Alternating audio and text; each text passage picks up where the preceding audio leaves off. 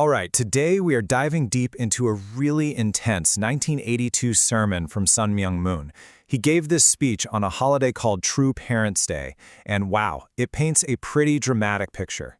We're talking about a God who's grieving, a human history that's completely off the rails, and a final, super urgent mission for his followers. So, let's unpack this. So the sermon kicks off with this pretty heavy statement. Right from the get-go, it's telling us to forget everything we think about human history as a story of progress. No, from God's point of view, it's been one long, unbroken tragedy, a history literally defined by sorrow. And that right there, that's the central problem this entire sermon is trying to fix. Okay, so here's our roadmap for today. We're going to start with a day for God. Then we'll get into this idea of the world's wrong seed. After that, we'll see how this all connects to America in the last days. Then comes the solution, God's model for salvation, and finally, we'll wrap up with the divine call for followers. First up, a day for God. So the sermon builds on this idea of a sad, disappointed God. It makes it super clear that this holiday, Parents' Day, is not like your average Mother's Day or Father's Day. No way.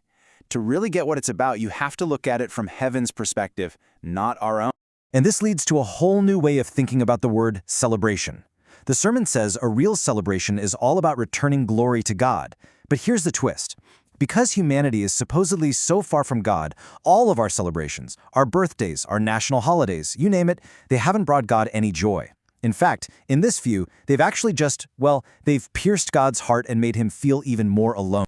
So that feeling of divine pain, it leads right into the sermon's main diagnosis of what's wrong with the world. This brings us to part 2, the world's wrong seed. Think of this as the origin story for all of humanity's suffering. The argument is that basically every single problem we've ever had can be traced back to one big, tragic mistake at the very beginning. And this is where you see this really stark contrast in perspective. From our point of view, a new baby is a total joy, right? A new nation is something to celebrate. But the sermon flips that completely on its head. From God's perspective, each new baby is just one more problem to be fixed. Each new nation is just one more massive headache in this huge project of restoration. The problem isn't getting better, it's just getting bigger and bigger. The sermon uses this really powerful farming metaphor to explain it.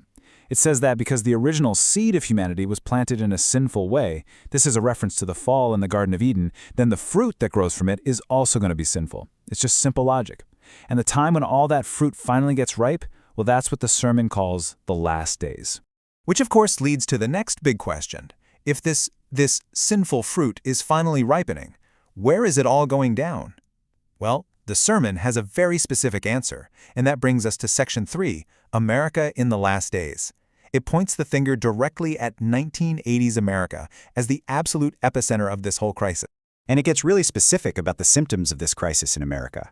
It talks about a society where love has no order or standard anymore. Relationships are described as mixed up and perverted. And because of all this, the sermon claims, society has completely lost its connection to God. It's basically plunging into self-destruction. And you got to understand, this isn't presented as just some abstract social problem. Oh no, the sermon paints this as a full-blown cosmic drama. You have Satan literally rejoicing, taunting God, saying, "You are a failure, I have won." It really raises the stakes, This isn't just about America, it's about a universal war between good and evil.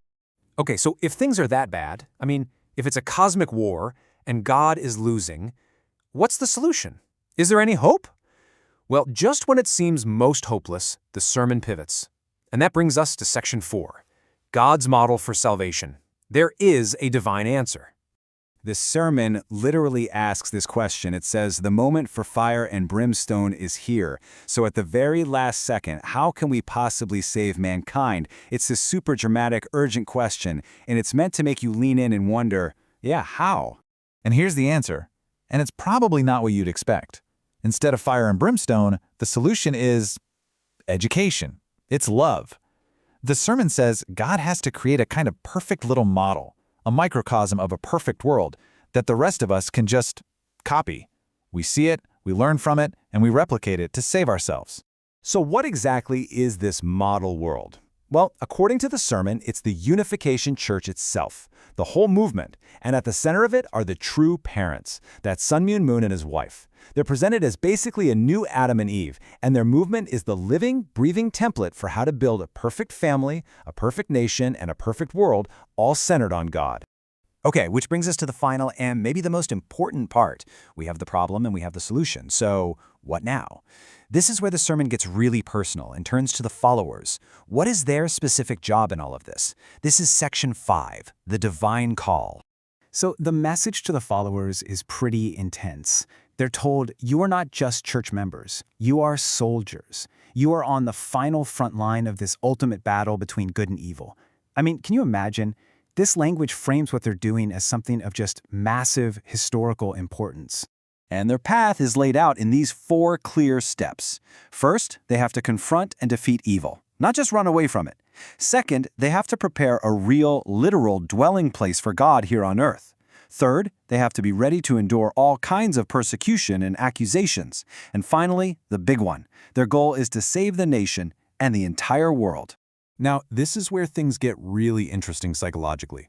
The sermon does this incredibly powerful reframe. You know, back then, being called a Moonie was a common insult, but here, that painful insult is completely flipped. It's transformed into a badge of honor, a medal from God himself for staying strong when everyone is against you. And this is the key to motivating the followers. It connects these everyday, sometimes really hard tasks to this gigantic spiritual purpose. So on the outside, it looks like you're just selling flowers on the street. But what it means is that the entire future of God rests on your shoulders. It looks like you're fundraising, but what it means is you're laying a red carpet to welcome God. This gives everything they do a profound sense of meaning. And then comes the direct challenge. Moon basically says, I'm in this until I die. I will keep moving forward. How about you? It's so direct. It's a call for total all-or-nothing commitment. The mission isn't a hobby. It's a path you follow until the very end. In the end, the whole sermon is a call for followers to become completely unshakable, to become rocks. And it leaves us with a pretty provocative question to think about, no matter what you believe. What does that kind of total, absolute commitment to a divine mission actually look like? What does it demand of a person?